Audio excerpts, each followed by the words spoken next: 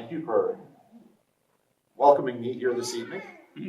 This is a wonderful opportunity for me to share some ideas with you and to have a discussion. The format for tonight, and if you want to rearrange where you're sitting, you can do it now or maybe at the first time, is I'm going to talk for a little bit, and then I'm going to have you probably break down into little groups of 2 or 3, discuss it a little bit, and then after a minute or two, bring ideas and questions and thoughts then into the group. And we'll process that a little bit, and then we'll go on to the next section.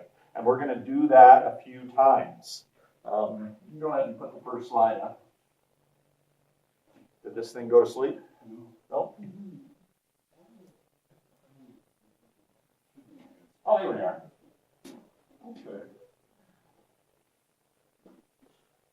Where I want to start is I want to talk about the church and environmental change. And when I say environmental, I don't mean ecological.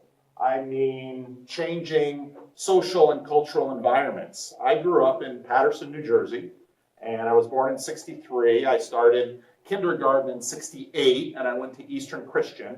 And when I was growing up in New Jersey, New Jersey was one of the most established, vibrant, Christian Reformed colonies in North America.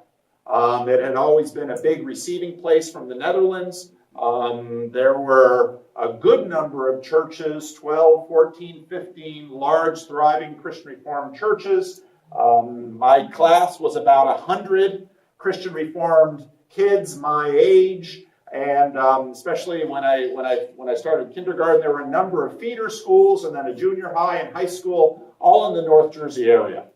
After I graduated from Eastern Christian in '81, went to Calvin College, Calvin Seminary, became a missionary in the Dominican Republic.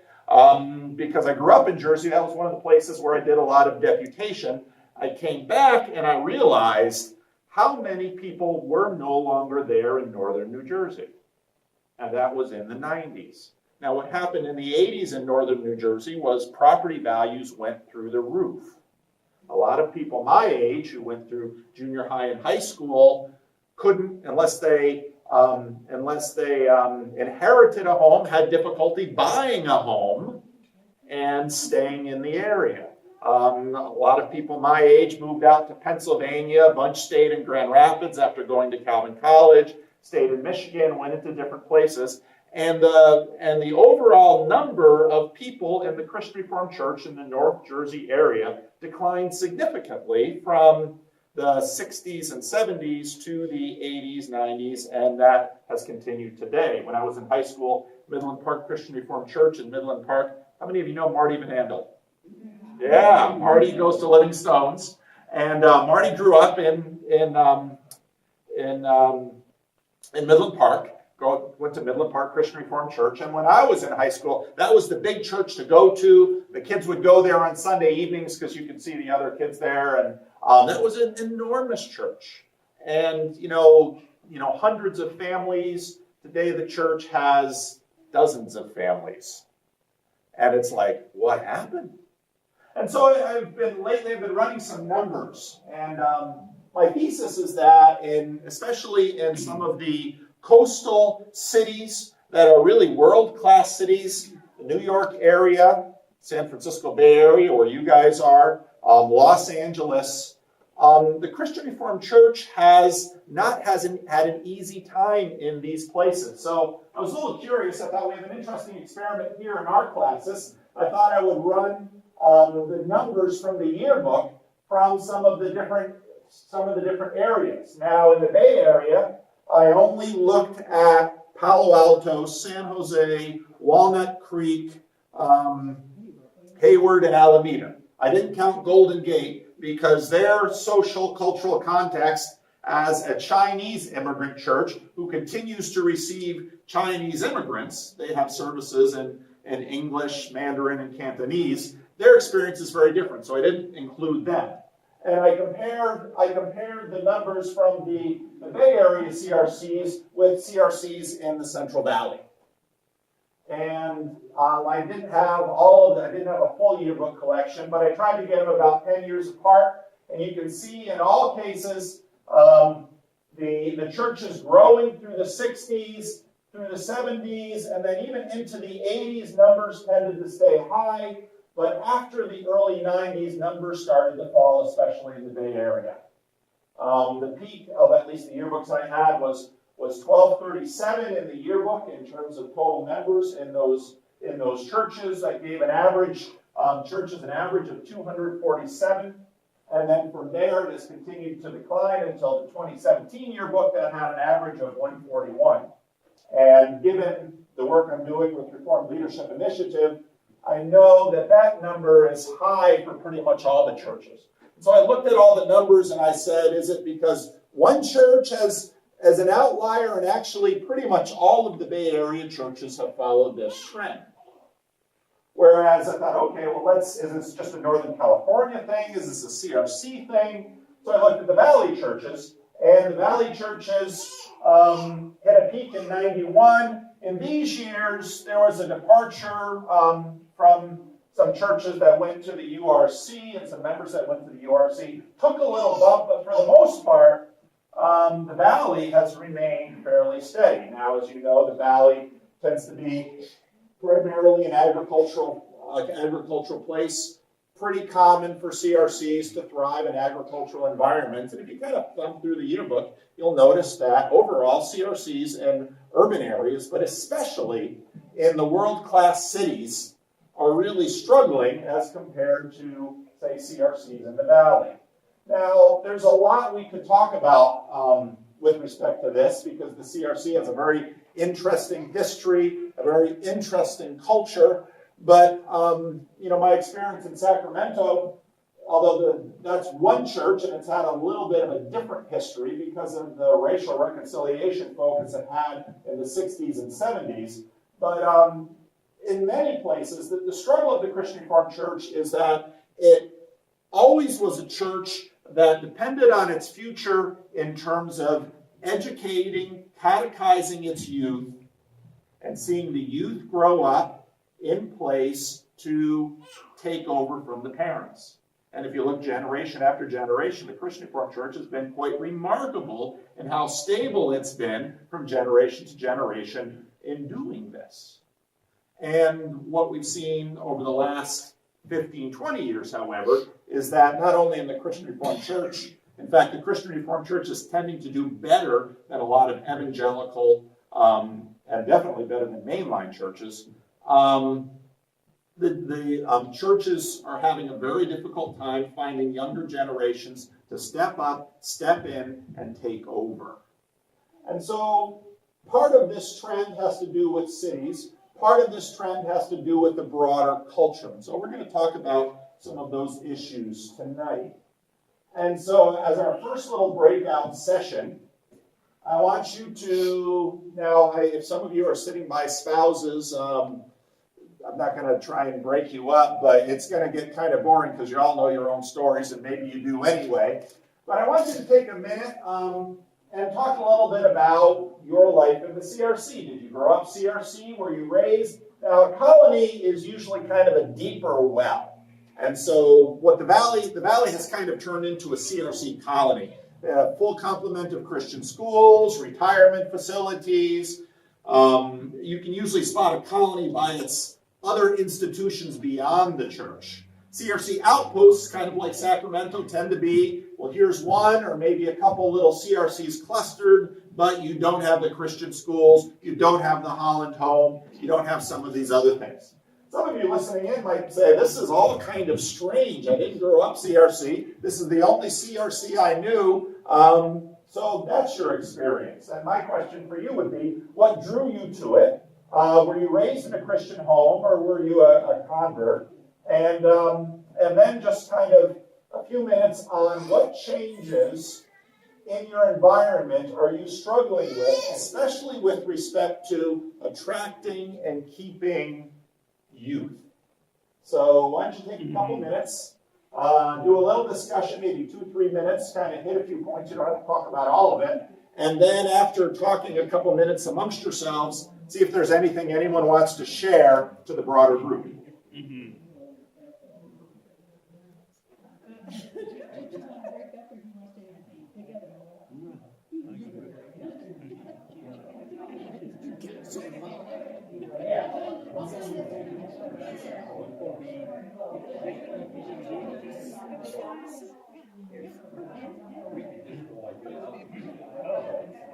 What about your people in the back? Are you going to join us? Are you going to join us? Oh, you're going to be too big. Okay, I'm going to use one card. I'm just going to come here and join you. Don't be afraid to move your chair, so you can always move them back. What's nice about movable chairs.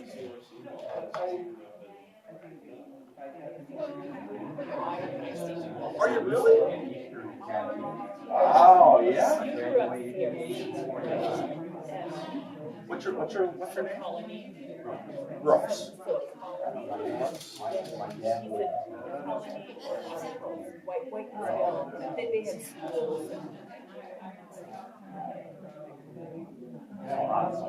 Oh, it was a sanatorium. Okay, wonderful. Anyway, that's where we are. Oh, wonderful.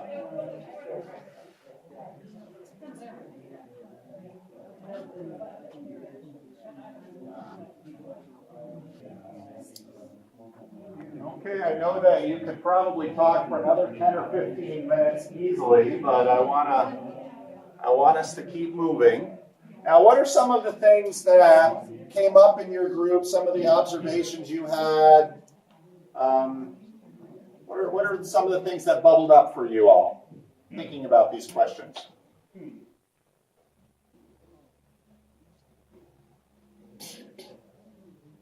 What kinds of things have changed? I was over here in one story here. You said this church used to have 85 families? In the 60s and 70s. In the 60s and 70s. Lots of kids. We helped that out. Yeah, lots of kids. And where are those kids? How many kids who grew up in this church are now adult members of this church? One. Another. In my church in Sacramento, there are 3. One of them is my son, so he really shouldn't count. But 2. And it's a small church, but hundreds of people have been through that church over the years. And I know that many of the children of the current members of the old core of the church that are now aging, their children still live in Sacramento. Some might go to other churches, some don't go to any church at all. And you have to say, well, this isn't like the Christian Reformed Church has been before. Let me go back. Often you go to the Valley churches, and often you'll see many more of the kids still in church. They grew up and they're deacons and elders, and the thing is processed. But you get into urban areas, and you're finding things are changing. Things have changed. They changed, and we didn't see it. Any other observations you want to make? Well, we were drawn into the CRC as adults for 2 reasons. One of them, the youth group that we were going to these families, and although that church is still a larger church than this one, it's having the same sort of aging out thing going on. It's not that all of the children are walking away from their faith, although some have. But they aren't particularly, I don't think any of them are particularly devoted to the denomination, which, as a parent, in my view, is the easiest thing to let go of. If you're retaining your faith and you're worshiping in a thriving congregation somewhere, praise God. Right. But I wonder if some of that is due to letting go of some of the Reformed distinctives in a way that make the denomination less easy to hold on to because it sort of feels the same as everything else. I don't know if that's true, but I wonder about that. That's a good wondering. That's a good question. Here too, our kids would have been growing up when all the house prices look like this, and they can't afford to live in this area. That's right. That's why kids don't go to church. That's right. So I can't say that they could go wherever they are, but they don't. But that could be a reason for some who move away, but they don't go to church. And the two issues might not be disconnected.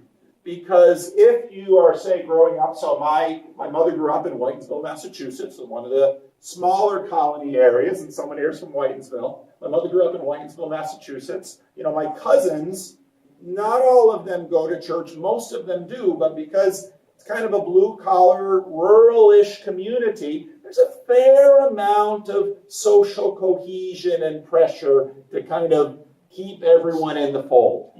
And so that particular church is part of your identity. And so there are a lot of subtle things to this. Let's look at some megatrends now. Anybody know when the peak of church attendance in the United States was?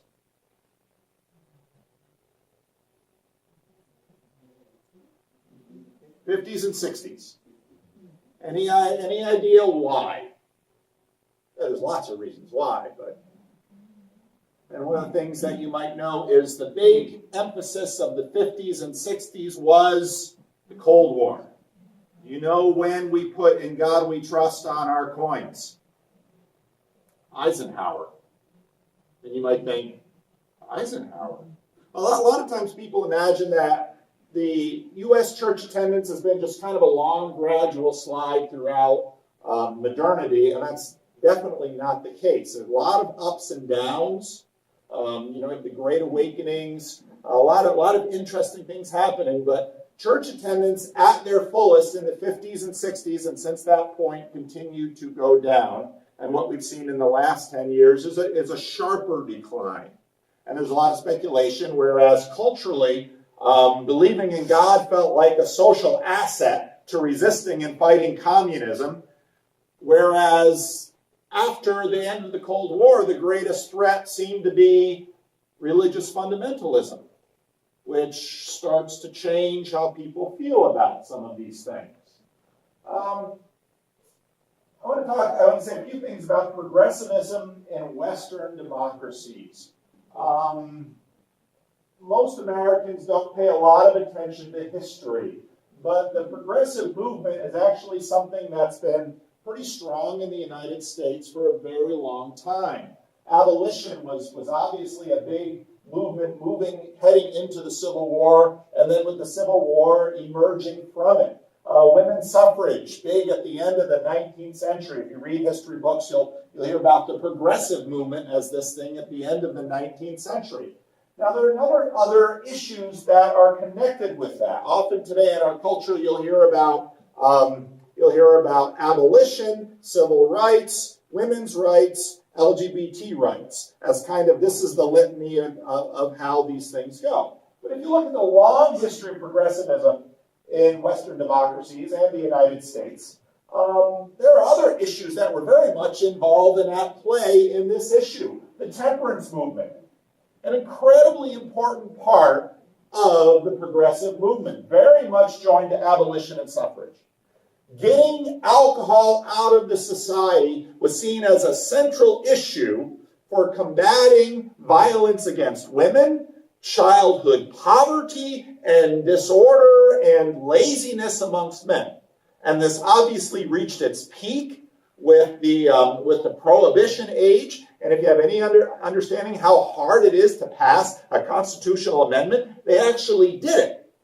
But then the story of Prohibition, it didn't quite result in what they thought it would. It did very much decrease the levels of drinking in America, especially from whiskey. But today, if you were to mention temperance as a progressive issue, people would laugh at you. Legalizing pot is considered a progressive issue. And you think, well, how does that stand with respect to temperaments? Eugenics. I remember the first time I read Abraham Kuyper's Stone Lectures. And I thought, smell a little bit of white supremacy in old Abraham Kuyper. Now, I'm very attuned to that. I grew up in Patterson, New Jersey. My father was a pastor of a racial reconciliation church. And so, what's going on with this? Well, if you were an intellectual at the end of the 19th century and beginning of the 20th century, even one who was in very many ways trying to resist and fight modernism, ideas of racial superiority were pretty common following Darwin. And those really don't kind of get wrung out of our culture until Hitler. And you see what Hitler did with the Jews and other peoples, and then suddenly, eugenics, we're just not going to talk about that because that's racist. But this progressivist movement has been happening in our culture now for well over 100 years. And really, there's just kind of a pause in the middle of it. The progressivism takes a huge hit with World War I, because whereas before we thought all this science and power and technology was helpful to us, and then in World War I we learned, really helpful to help us kill one another. And then you have the period between the wars. Many would argue that World War I and World War II are really the same war with one big pause in the middle, in terms of how it started, at least in terms of Germany. And a very interesting book by a secular atheist Israeli, Yuval Harari, Homo Deus, following another book, Sapien. He argues that really in the middle of the 20th century, in this period, we saw three humanist streams kind of work their way out. The Nazi movement was kind of an idea of progressive, racial evolution. Communism was basically ideas about social evolution and class struggle. And really the group that came out on top of that were Western democracies that had some different ideas. And that's, in fact, where we're located. A really interesting illustration of this is the Oneida community in upstate New York, in this burned-over area after the Great Awakening. A really interesting book written by one of the, her descendants were part of the Oneida community. And it's a fascinating book about progressivism. Here is this community that is merging all kinds of ideas about religion and spirituality and gender and sex. And if you read the story of this community, you'll discover so many of the issues that are being debated now that feel like they're so new now, they were trying all kinds of new things in this kind of crazy Oneida community with their complex marriage. Women were working very similar jobs as men, ideas of sexual liberation and sexual freedom. And then all that with science and the industrial age. They, in fact, they had the process of their own eugenics they called stupiculture, where they're, trying to breed the best human beings they can find, all with a very religious and spiritual idea about how this all connects with the Bible and the kingdom of God. You read it today, and it's like, on one hand, it's like all of these same issues that we're dealing with now, but in very different arrangements than what would be considered now. And in fact, in upstate New York, in this burned-over community, burned-over areas, there are a number of utopian communities that were trying out different things. And so this progressivism actually has been a very long-term trend that we in our culture have been dealing with. There we go. What we've seen in the last 15, 20 years is what I call a matrix of doubt. And I want to just highlight 4 different skeptics. John Sook is probably a name that many of you will know, former editor of the Banner, former Christian Reformed minister. A number of years ago, wrote a book called Not Sure. And John was actually my landlord when I was in seminary. He lived upstairs, I lived downstairs, and I'm still in contact with him. He blogs, and we're Facebook friends, and we chat back and forth. But he describes himself kind of as a weak theist. And he pastors a mainline liberal church in Canada. And it's fascinating to me to hear basically what he's given up and how that has shaped his ministry.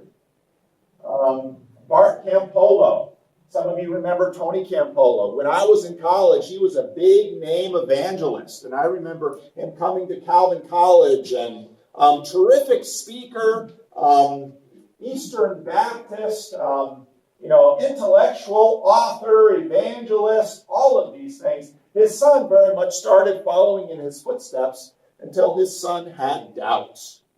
And his son came to the point of basically giving up on the Christian faith completely. And his son is actually an atheist chaplain in an Eastern university.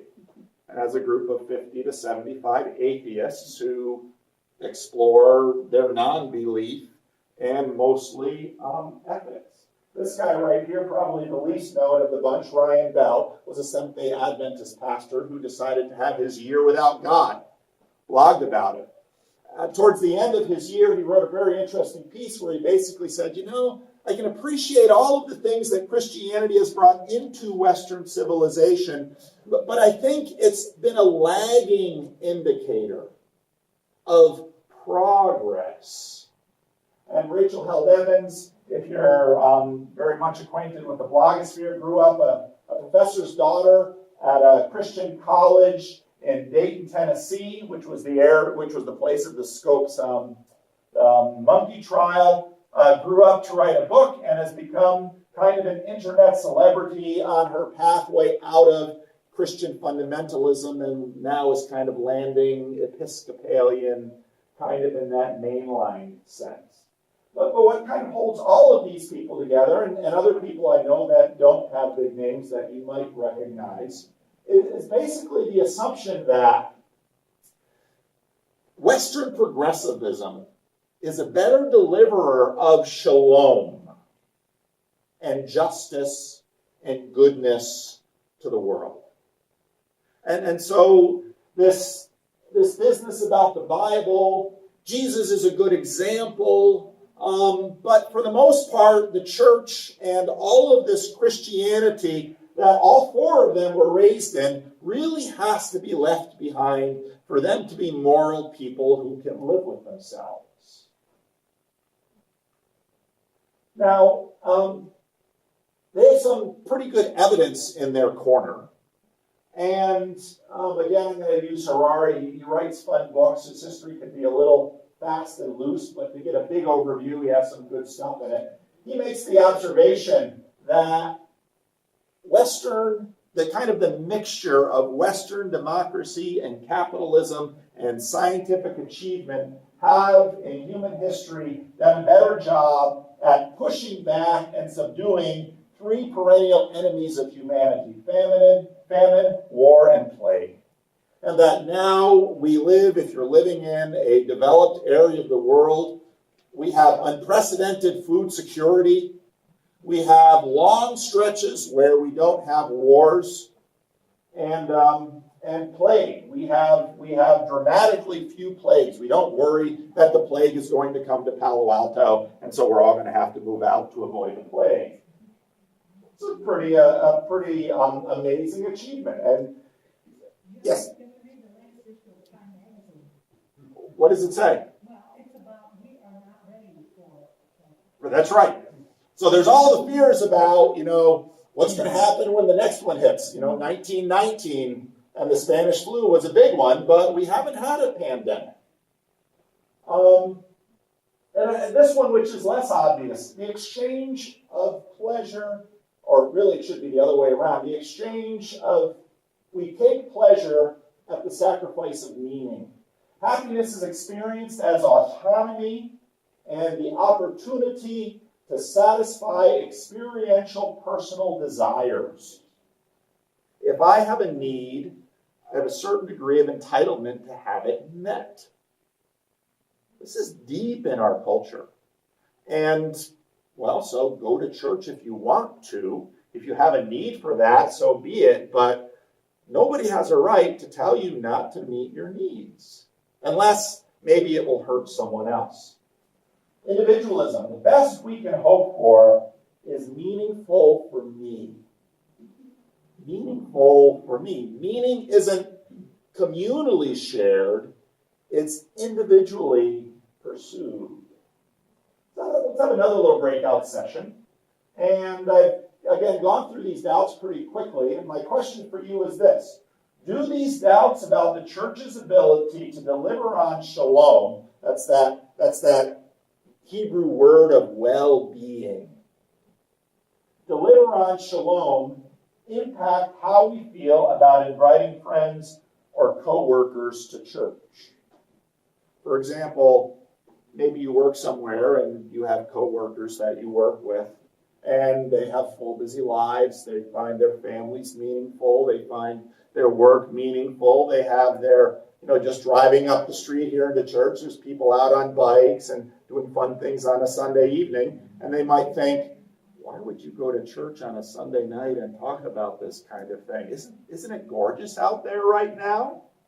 And you'd say, well, I like doing this. And they'd say, oh, okay, I can understand you liking that, but at the same time, Monday morning, they'll get up and go to work, whether they feel like it or not, won't they? So how can you connect with these doubts? And can you connect with the fact that for a lot of people, especially at the younger end, but not only, they basically look at their lives and say, what would church really add to me, to life? And if I don't find a payout in it, why should I do it? So why don't you break out, talk about that for a few minutes, and let's hear what you say.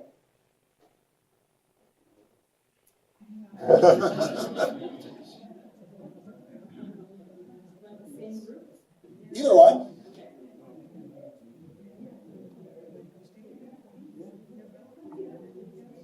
Or maybe if you thought I gave you the answer, can you identify with it? Do you hear people saying this?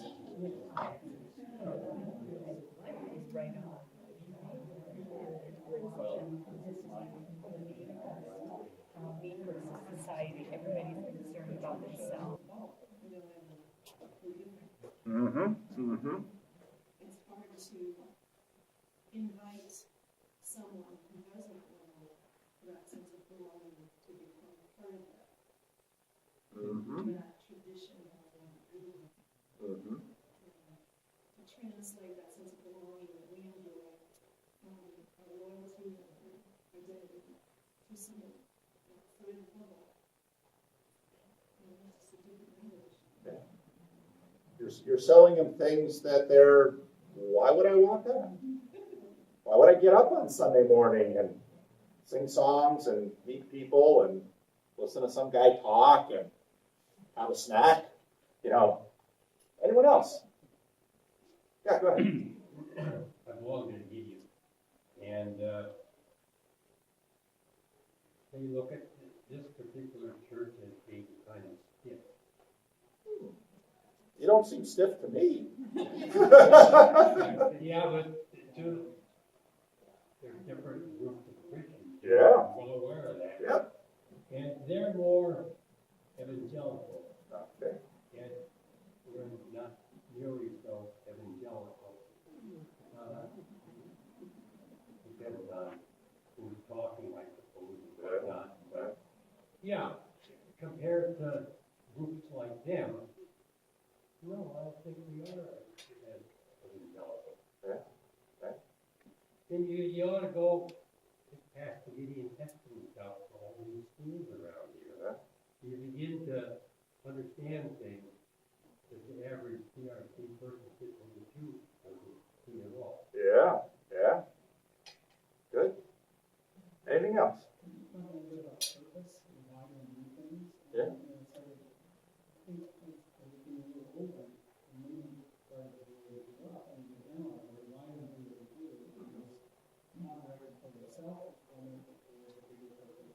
Right.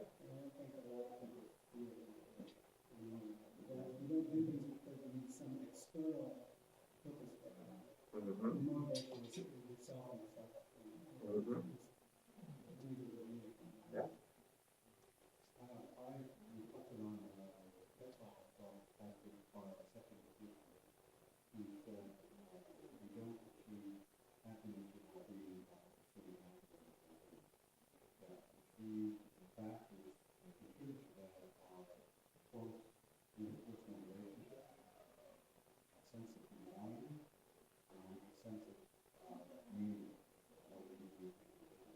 right. Really is providing that before. That's right. But how tell someone that that's what they need? Yeah. And not what they want. And then even but here's part of the tricky thing. The church is providing that for you all, but that's not why you come. Which again gets at exactly that same point. That if you say, well, I'm going to pursue happiness, and these three factors are integral in pursuing happiness, so therefore I'll do these three things. But what are you still doing? Pursuing happiness. And so what's part of this is that you all are experiencing the benefit of this, but that's not why you do it.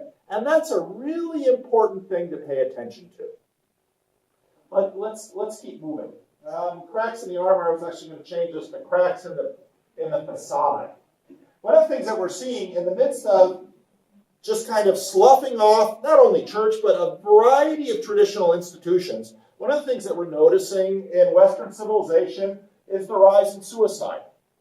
South Korea is a very interesting study because up until the 80s, there were a fairly undeveloped, impoverished nation. And in the 80s and 90s, they developed extremely rapidly. The suicide rate quadrupled. Now, I worked in the Dominican Republic with Haitians who struggle to live every day. I never heard a single example of suicide. And you would imagine that, well, gosh, if life is so hard, why don't you kill yourself? Well, for most of the population of the world for whom just existing is hard, they don't kill themselves.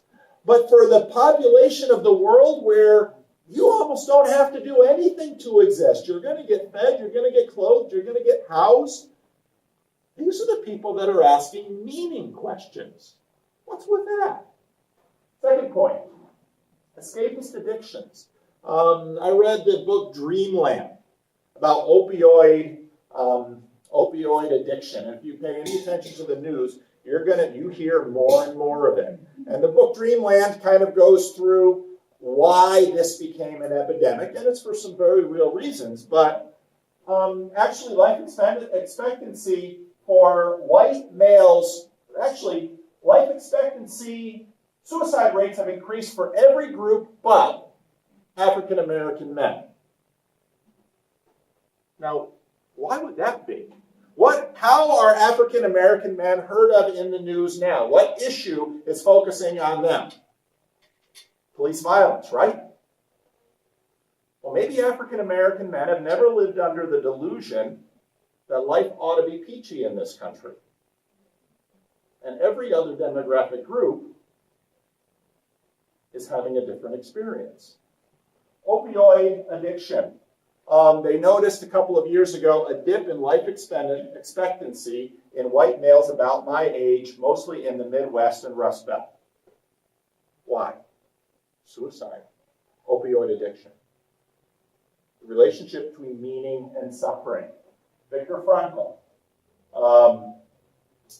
a Jewish doctor who survived the concentration camp, wrote a lot of interesting books after the war on the relationship between meaning and suffering. And you can suffer almost anyhow if you have a why. And something's happening culturally to our why. Pessimism about our global future. The number one rated TV show for the last 7-8 years is, anybody idea? The Walking Dead. It's about zombies. Almost every story that catches traction in our culture about the future has a dystopian future.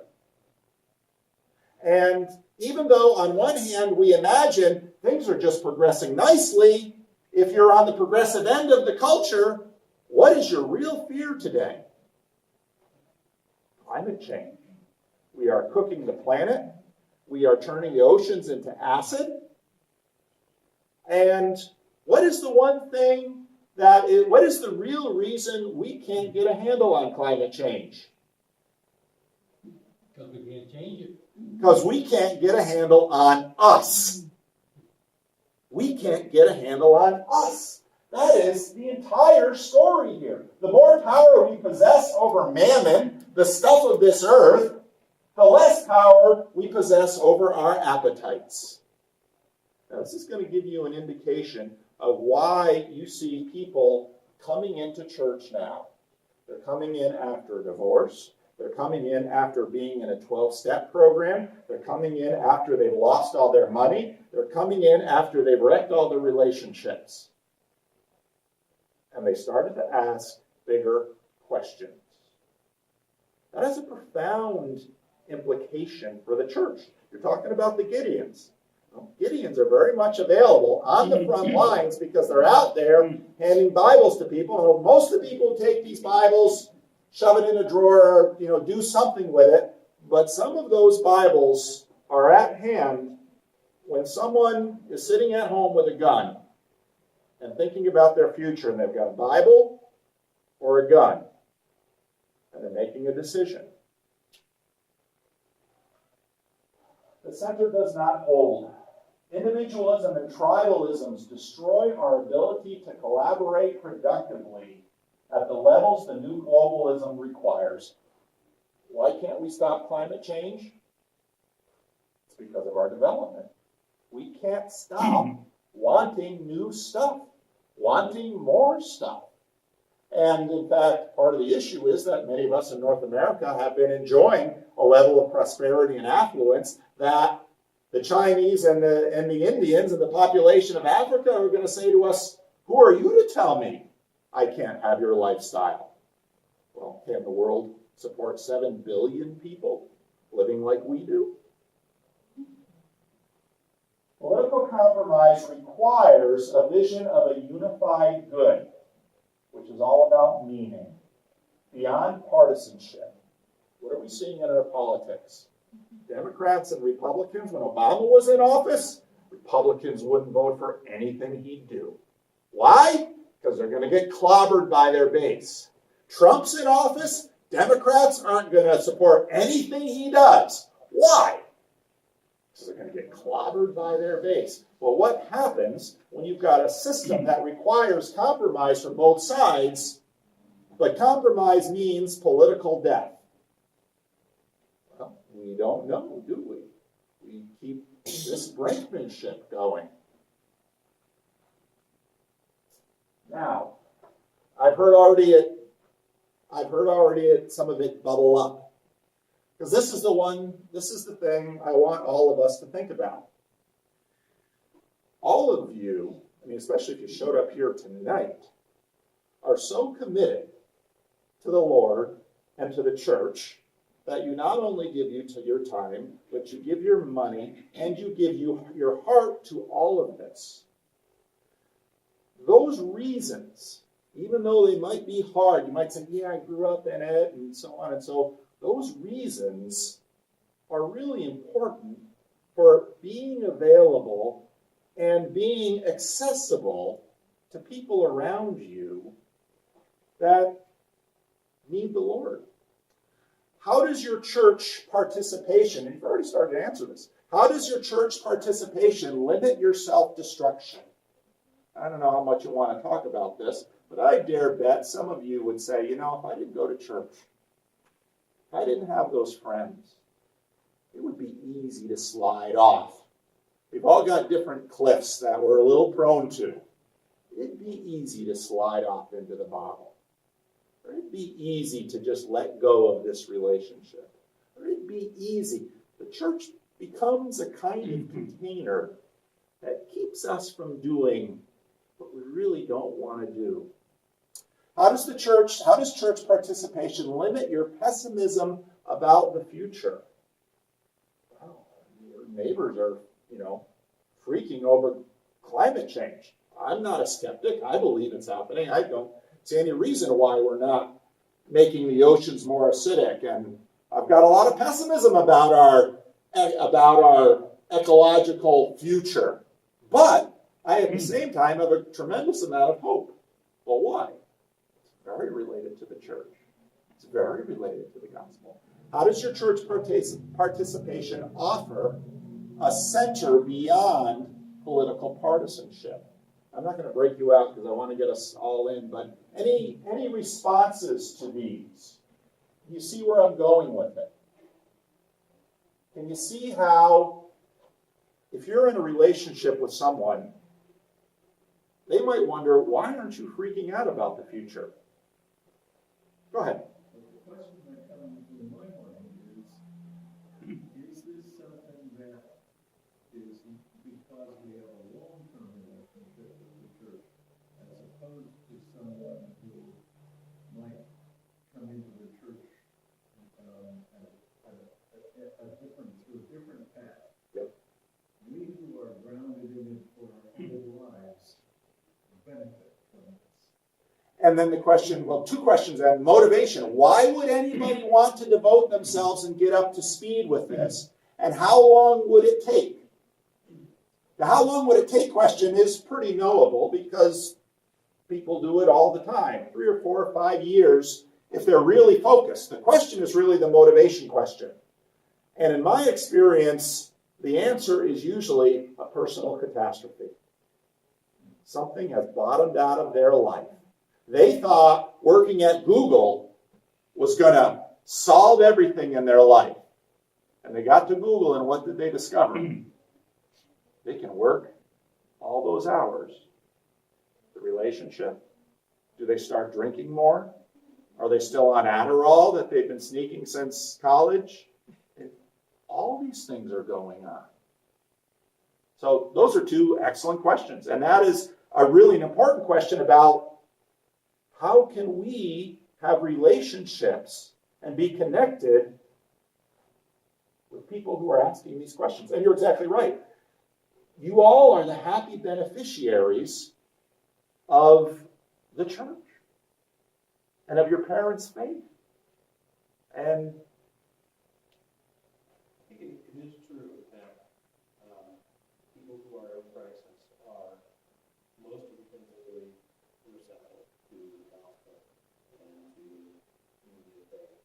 And one of the things that is probably a stumbling block for the church as a whole is the idea that, well, just how many of those people do we want to bring in at any time? We'll rehab one of those. Right. Sort of thing.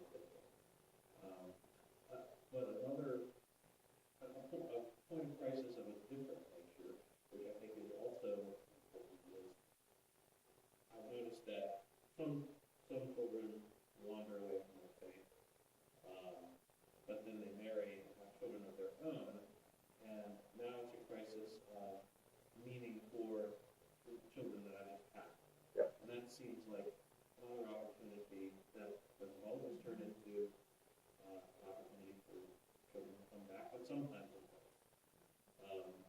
And so trying to look ourselves in the eye and say, are we really carrying the gospel to the people who should be and who would be receptive, as well as making the most of the I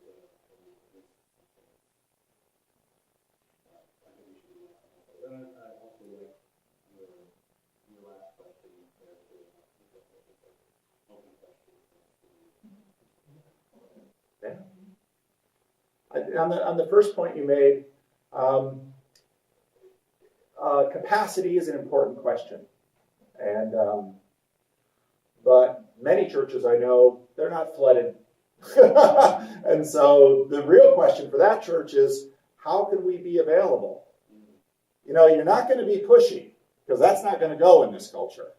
How can you be available? How can you be just in time?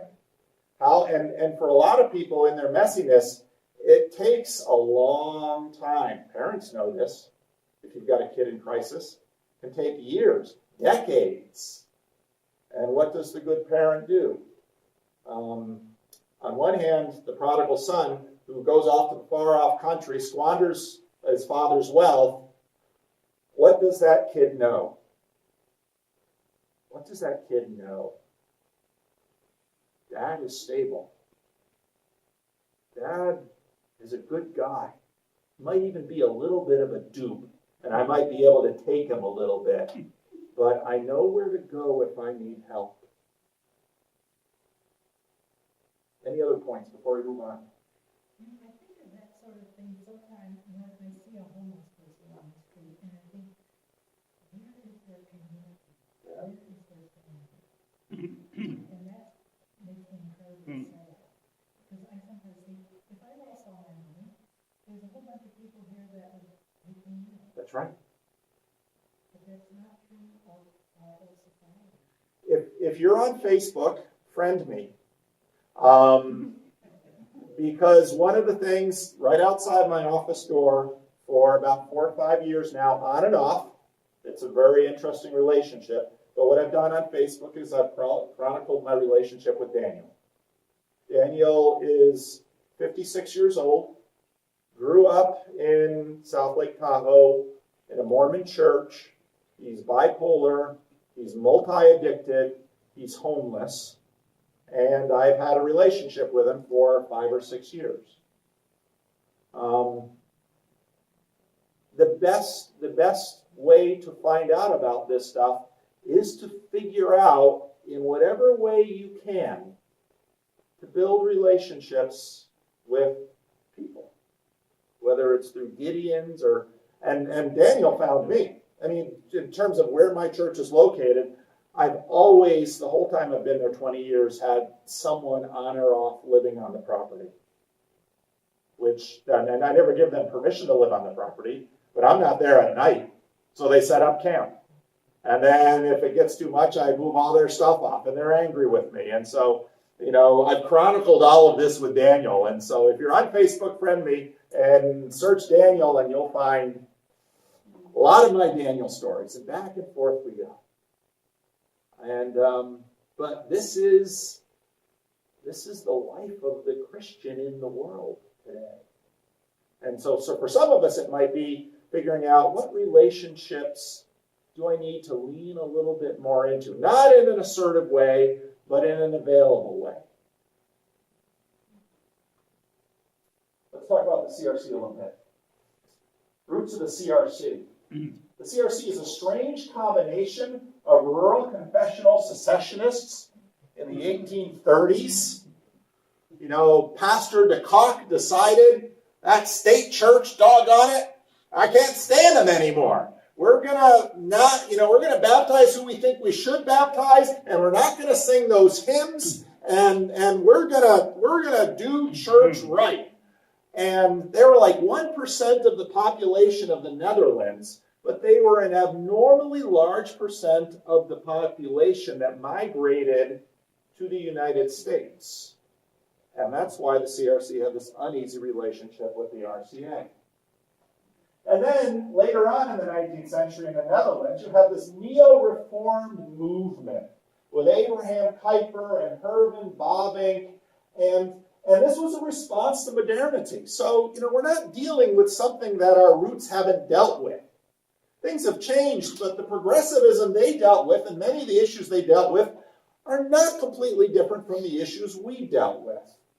And so that then came into the Christian Reformed DNA, along with immigration and assimilation. So actually, we are a little bit different, and we are stiff in some of our own ways, but this stuff isn't totally alien to our story. CRC misfits. CRCs never felt at home with the mainline because of some of these roots. Confessional secessionists from a state church fleeing modernity. That's kind of where we started. But the CRC never quite feels at home with conservative American Christianity. We've got this idea of creation, fall, redemption, consummation. A lot of Bavinck's theology connects us with the fact that God, who made creation 1.0, redeems it. He doesn't destroy it or flush it. Our future isn't in heaven. Our future is a new heavens and a new earth. This is something distinctive that we have. And so one of the things we do is we're always working the tension on holding both books together, general and special revelation. And that is not an easy thing. I don't have a lot of time to go into that, but that's kind of what it means to be CRC in many ways. If you're in if you're in the CRC, you may say, well, I believe human beings evolved. And you may say God used a long process to create the earth. Or you may say, no, the earth is 10,000 years old and God made us out of dust and bent over and breathed life into us. Both of these groups find their home in the CRC, and we still hold it together. Well, why do we do that? Because we're holding these two books together. Well, is that easy? If we got one answer and made everyone stick to it, would it be better? Actually, probably not. And so my suggestions are these. Be creative, be creatively traditional. In 2006, me and a couple other pastors from Sacramento went to visit Tim Keller in New York City. And Tim Keller's PCA, so they're kind of to the right of the CRC, and we met with Keller, and he says, oh yeah, you CRC guys, I use your stuff all the time, I don't know why you don't use it. Wow, what do you mean by that? Well, he does use our stuff all the time. He pulls from the CRC past. He's often, quoting from the Heidelberg Catechism or from Bobbing. He was impacted by the CRC on the right, back in the founding of Westminster East. Ned Stonehouse, Cornelius Van Til. Roger Greenway was actually in seminary the person who introduced me to something Tim Keller wrote for the first time. Today, he regularly takes from the CRC center left. You'll see him quoting all the time from Alvin Flanagan, Richard Mouw, and Nick Waltersdorf. He's using our stuff to do evangelism. Maybe we should pay attention to him. Be local. I just finished reading this book by David Kinnaman. He's an evangelical author. He drops Kuyper's name in his book. But the book is about why young people have migrated out of the church. And again, it's an evangelical book. It kind of has that language. But a lot of really helpful stuff. Matthew said, y'all are book people, so I thought I'd drop a few book names into it. And again, this gets to the homeless conversation. Learn to love your actual neighbor. Now, you might live a little ways from church. That's okay. You drive here. Now, maybe your neighbors won't. That's okay. But learn to love your actual neighbor and just keep loving them. Love the Lord your God with all your heart. Love your neighbor as yourself. Figure out what that looks like and keep working it. And then be confident. Churches close not because of lack of money. Churches close because of lack of morale. They look around and they say, we're not doing anything. What's the point? My church isn't, I don't think, any bigger than this church. My church is very diverse, but that's a function of the neighborhood that we're in. But there it says, this morning I looked around, oh boy, there were a lot of people that weren't there. We had a lot of people gone, and I think, what are we doing? Sell the property or something like that. And then at the end of the worship service, and I see all the ministry that actually goes on, how people love each other. I say, you know what? This is exactly where we need to be. This is exactly what we need to do. You have something to offer. A book you probably haven't heard of, written by a pastor in Portland, Joshua Ryan Butler. I don't know how much relationship he has with the Reformed community, but I read his book and I thought, this book gets Reformed theology right. And he's tackling the questions of hell, divine judgment, and holy war. And one of the first things he does is kind of correct this and say, the Bible really isn't the story of heaven and hell. The Bible is really the story of heaven and earth. And so here's this guy, never heard of him before, but boom, he nails it. The And reason I'm laughing is because this morning we were watching a video of NP Light where he was talking about heaven and hell. And so that's what we're doing. yeah, and this is our heritage. This is what we have to offer. So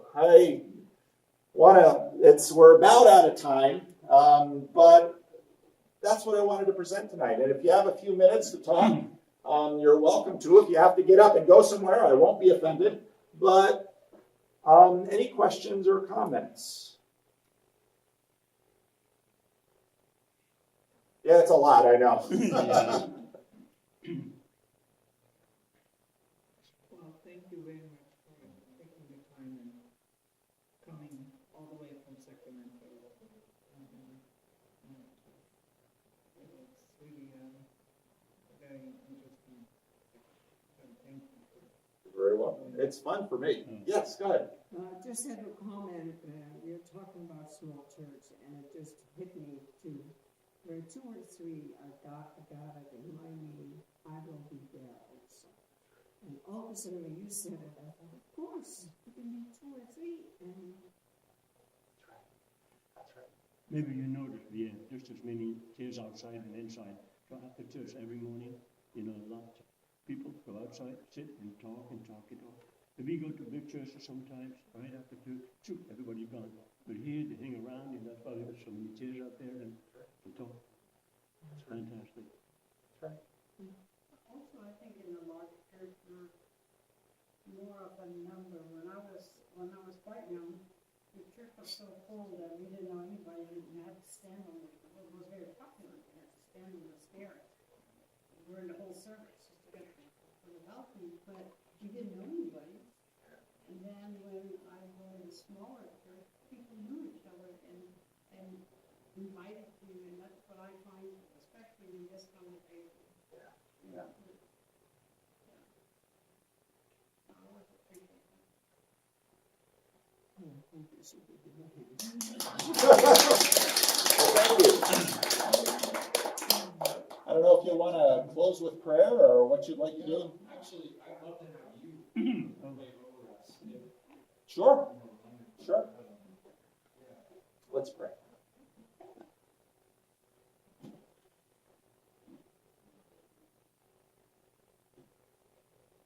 Lord, if we believe that you are God, and we believe the kinds of things we read in your word, that you do surprising things. Lord, you told those 7 churches of Asia Minor who were persecuted, divided, struggling, tiny compared to the population, that through them you would overcome the empire. And you did. And Lord, we have our own inferiority complexes sometimes, and we don't know. We have our anxieties, we have our worries. But Lord, you ask us to trust you. You ask us to trust you more than we trust ourselves. And it isn't an accident that you've placed us here in the relationships that you've placed us within. Help us, Lord, to do exactly what you told us, to love you and to love our neighbor as we love ourselves.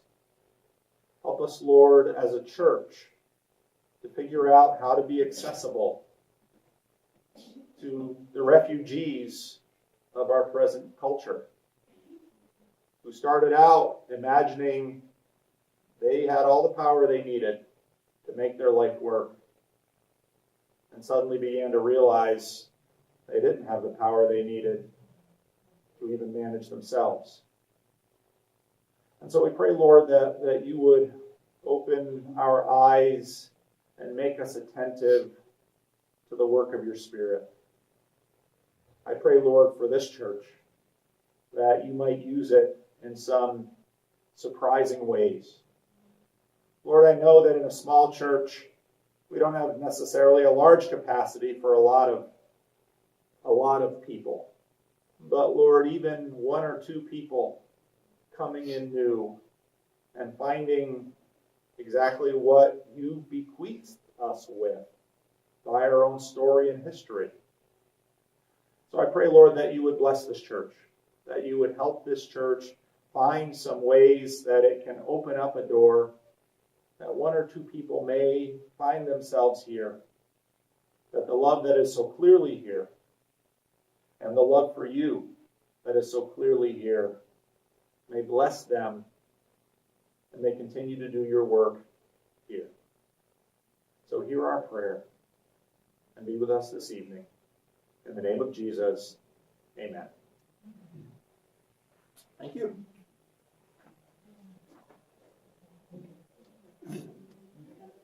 You stay in your dad? Yes? I have a question. Funeral homes and homes. Yes? You're just doing about, I wouldn't pay that when he was 65 and her heart could. Really? You were 2 years old then, right? Yes? Okay, and she was in high school. Let me pause this a second.